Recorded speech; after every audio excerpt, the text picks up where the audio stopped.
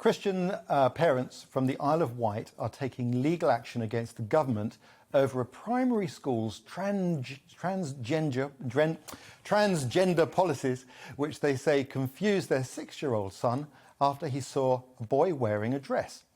They say their son needed to be taken out of classes. Sally and Nigel Rowe now homeschool both their sons because they say transgender guidelines issued at the son's former school confused the boys. I'm delighted to be joined now by Sally and Nigel Rowe. Good evening. Thank you. Good evening. Thank you very much for having us. We asked the Department of Education for a response, and they told us, we recognise that issues relating to gender identity can be complex and sensitive. Schools are best placed to work with parents, pupils and public services to decide what is best for individual children and what is best for all others in the school. Every now and then, what do you make of that? Well, let's firstly remember that a school is a place where people go to, or children go to be educated, only in maths, science, and those kind of topics. Whereas the whole issue of gender identity, this is a political issue.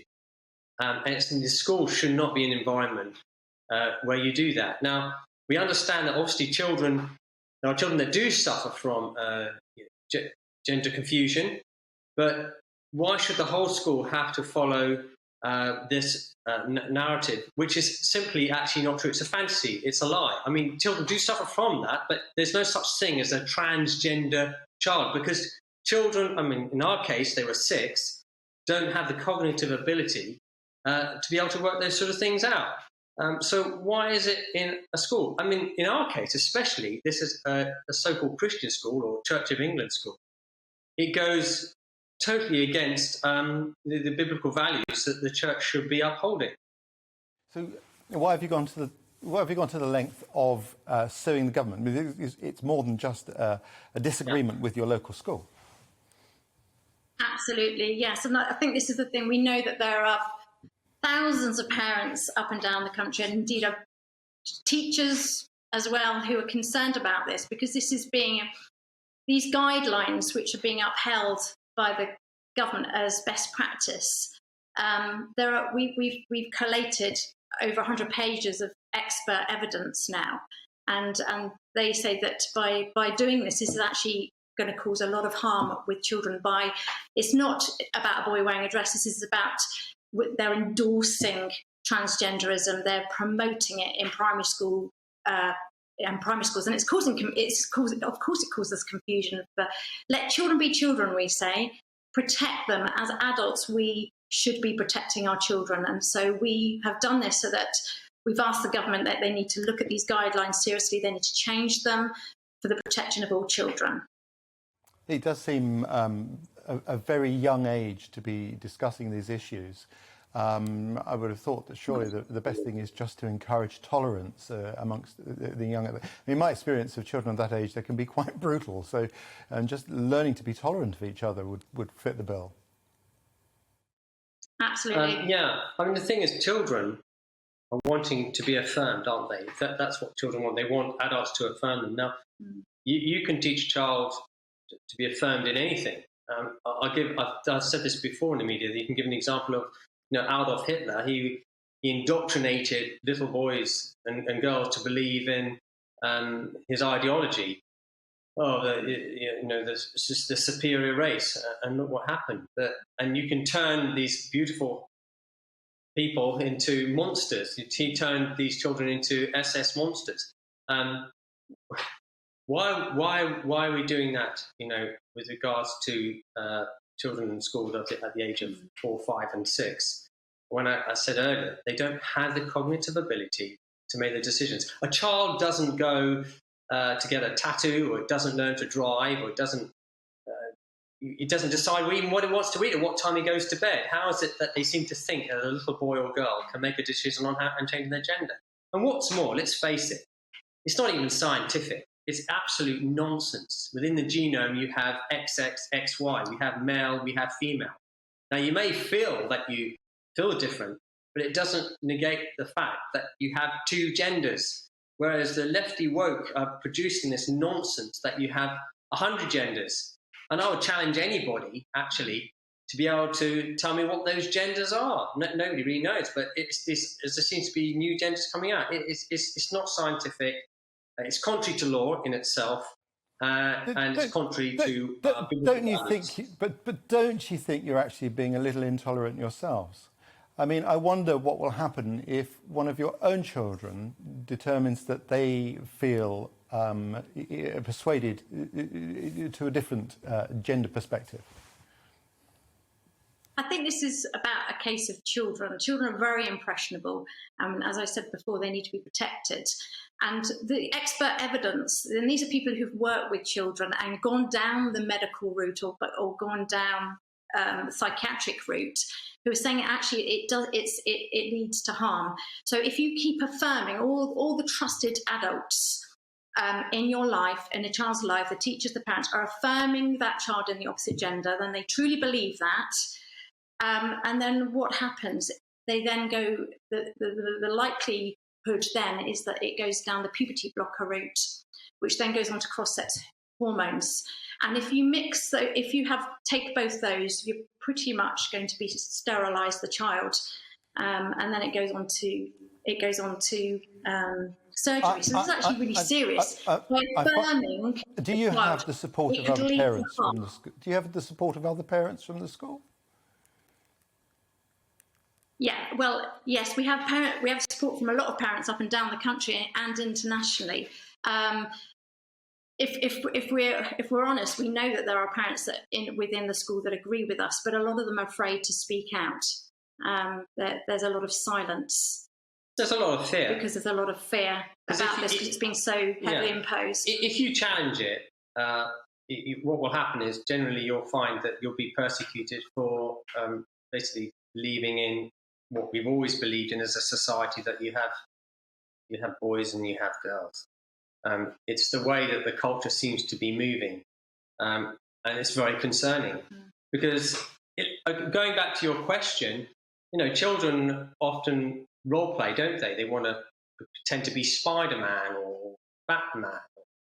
They have these fantasies to be that, but we don't actually tell them that you really are Batman or you really are Spider-Man. You tell them the truth. You say, no, you are a boy, and you were made a boy. God made you a boy. You are a boy. And biologically, you're a boy. And what will happen if you lose in your legal action with the government? How will you feel then?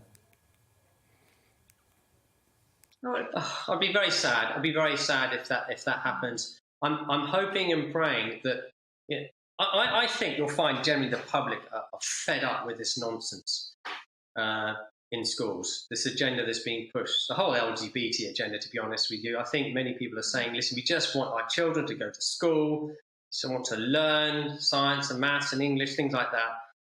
I'm a gas engineer. I work in many homes, and I can genuinely say pretty much everybody I meet is in agreement with me. I think maybe one or two I've spoken to are not. But I would say the general consensus of the public, and I'm hoping actually the public will stand with us and say, we've got to put a stop to this. And if I may say so, I'm hoping specifically the Church of England, because they're starting to endorse this stuff. And this is a Church of England school, might I add. We live in times of great change and fairly radical debates about issues like this. And some people may feel that you're being intolerant, but I think the fact that you have a passion for what you believe in and you're prepared to take this to debate in a higher sense is what we need. We need some clarity, don't we, in the world, so that we can sort these issues out once and for all. Yeah, and people have asked us, this is 4 years on since we made the challenge. The reason we won't let it go, because it's a matter of conscience. And the word I'd use is conviction. I have a conviction that this must be challenged.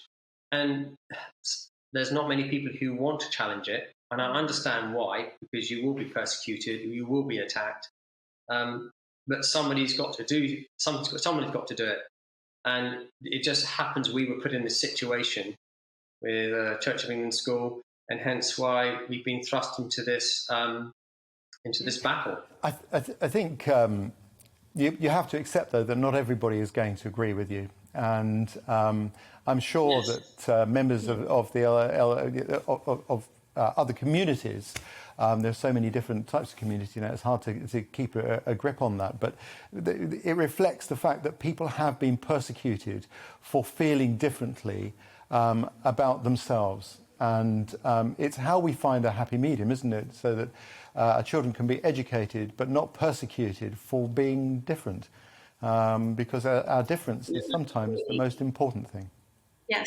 Yeah, we have, don't we? We often, this is something people often mention, said, well, it's not very loving, is it? Not being very loving. And the Bible says, love your neighbour as yourself. Well, you know what true love does? True love tells the truth. And it tells the truth in love. True love warns people when they're doing something which is not good, it's not right. Let's remind ourselves that 4 years that the legal team have been collating evidence from these experts in various fields. And the government rejected it. And it's really quite surprising, because I think the evidence is overwhelming that this is not the right road to go down and start affirming transgender ideology, especially. Come on, think about it. With 4 to 6 year olds. Really? I don't think it's. I actually don't think it's transgender ideology, but I do admire your passion, and clearly you are two very dedicated parents. I wish you all the very best in your legal action. What do you make of that? Becca, any thoughts? I mean, I thought that was deeply sad to listen to. I think you said it perfectly. For people who are supposed to sort of practice tolerance, I thought that was an incredibly intolerant position. I don't know what reaffirming or promoting transgender ideology is. I don't think allowing children to wear dresses is doing that.